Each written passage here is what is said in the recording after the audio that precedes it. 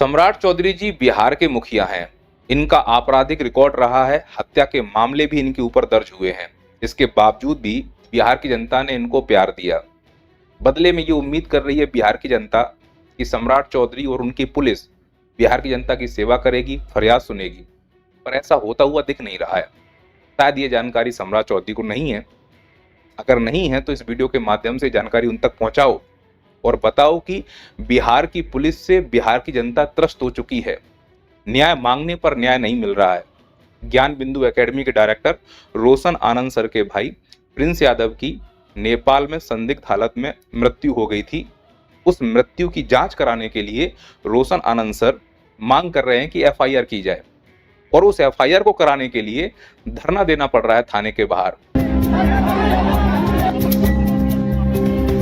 इसके बावजूद भी एफआईआर दर्ज नहीं हो रही है। क्या ये है बिहार की पुलिस प्रशासन का मॉडल? भाई फरियादी आया है तो आपको फरियाद सुननी पड़ेगी, जांच तो कराओ, जो शंका है उन्हें तो मिटाओ। लेकिन जब आज हम एफआईआर दर्ज करवाने के लिए आए हैं तो हमारा एफआईआर नहीं लिया जा रहा है। हम पिछले 5 घंटा से कदम कुआं थाना में बैठे हुए हैं। तो ये हालत है बिहार के पुलिस व्यवस्था की कि एक एफआईआर को कराने के लिए एक रेपुटेटेड टीचर को इतनी मशक्कत करनी पड़ रही है। रोशन आनंद कोई आम व्यक्ति नहीं है। बिहार में हजारों बच्चों की धड़कन है।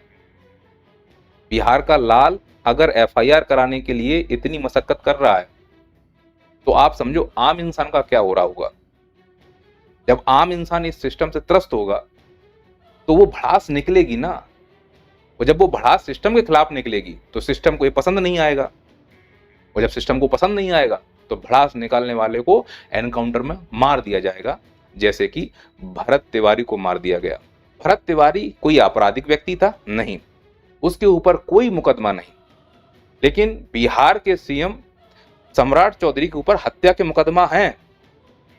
और हत्या के मुकदमा होने के बाद तुम सीएम बने हो, तुम्हें जीने का अधिकार है, और तुम हत्यारे होने के बाद पुलिस को ऑर्डर देते हो कि बिहार में जाकर कानून व्यवस्था सही करो।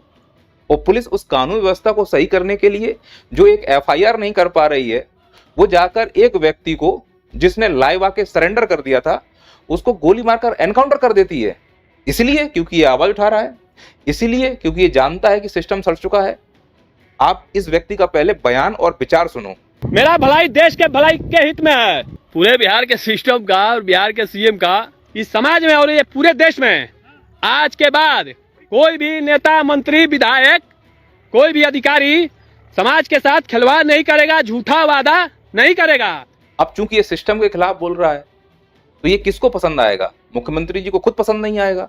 और मुख्यमंत्री जी ने इस व्यक्ति के बारे में क्या बयान दिया, आप सुनिए। को गिरफ्तार भी कर लिया गया, उसको मानसिक आरोग्य का जो हॉस्पिटल उसमें भर्ती करने का काम किया जाए, लेकिन जो अपराधी है उसको तो बिहार छोड़ना होगा। किस आधार पर मानसिक रूप से विकृत बोला गया? कि जब पुलिस इससे मिलने गई तो इसके हाथ में हथियार था।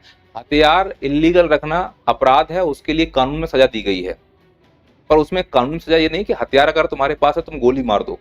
हथियार इनको दे दिया गया और सामना देख रहा है यहीं से, तो चलिए हथियार रख दिया जाता है। लीजिए, भरोसा कीजिए। अगर ये पुलिस से असभ्यता कर रहा था उसकी भी सजा है, जेल में डालो।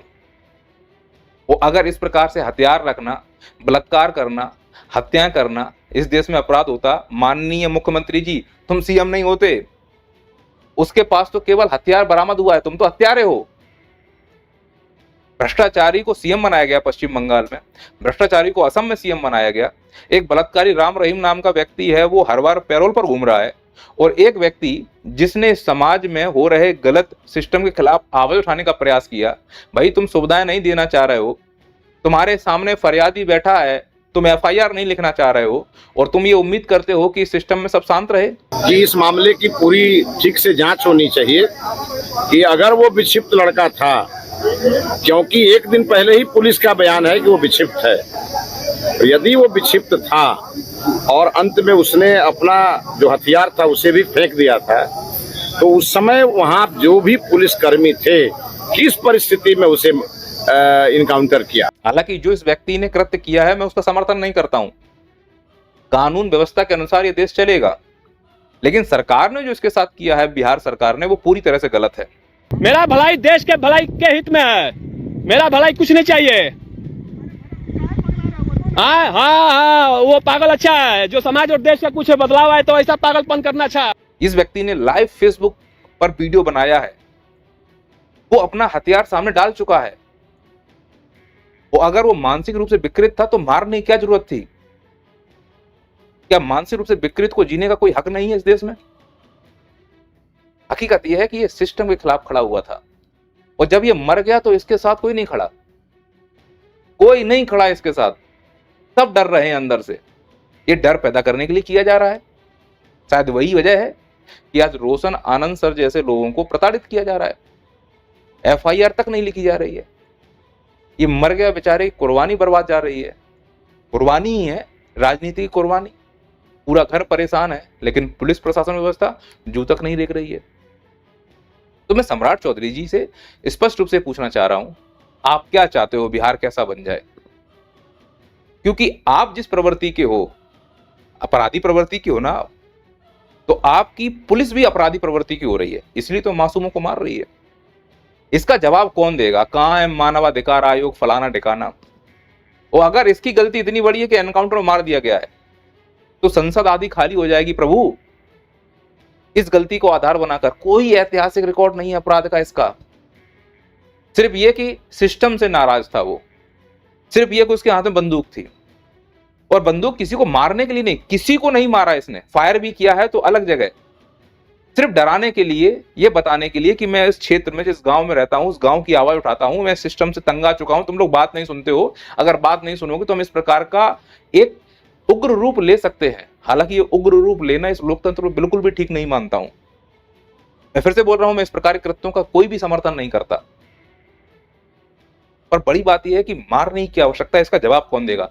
कोई नहीं दे सकता, क्योंकि इस देश में कोई रिस्पॉन्सिबिलिटी लेना ही नहीं चाहता। सबको क्रेडिट लेने की आदत है, लेकिन रिस्पॉन्सिबिलिटी लेने की आदत किसी को नहीं है। यही कारण है कि आज देश भुगत रहा है, और यही कारण है बिहार भुगत रहा है। और बिहार वालों को भी बहुत बहुत मुबारकबाद। वो खान सर और रोशन आनंद सर का जो विवाद चल रहा है, उसमें ढंग से राजनीति हो रही है, हिंदू मुसलमान वाली, और तुम उस राजनीति में बढ़िया पिस रहे हो। आज व्यवस्थाएं देखो, जब तुम्हारा एग्जाम हुआ बिहार में, ट्रेन की व्यवस्थाएं नहीं है। पुल टूटने पर पंचर की तरह उसको जोड़ा जा रहा है, रोडें टूट रही हैं तो टांके लगाए जा रहे हैं। ऐसा लग रहा है हमारे पैसे से हमको ही बर्बाद किया जा रहा है, और हम चुप बैठे हैं। और अगर कोई आवाज उठाएगा तो मार दो, जैसे भरत तिवारी को मारा गया। अरे भरत तिवारी जैसे लोग, इन्हें अगर अब बताओ, ऐसा ही काम तो भगत सिंह ने किया होगा, चंद्रशेखर आजाद ने किया होगा। क्या इस व्यक्ति ने किसी की हत्या कर दी, बलात्कार कर दिया, चोरी कर दी, डकैती कर दी, सिर्फ सिस्टम के खिलाफ आवाज उठाई थी? वो आवाज क्यों ना उठाया जाए? आवाज उठाने वाले को मार दोगे तो फिर इस हिसाब से अगला नंबर मेरा है, यहां मारना। अगले वीडियो मिलते हैं। जय हिंद, जय भारत। नहीं, यहां मारना, दिमाग यहीं चलता है मेरा। भाई इनको बोलने दीजिए, वहां पर बेचारे के मुंह पे ताला लगा हुआ है। वो बगल में कोई बोलने नहीं देता उसको।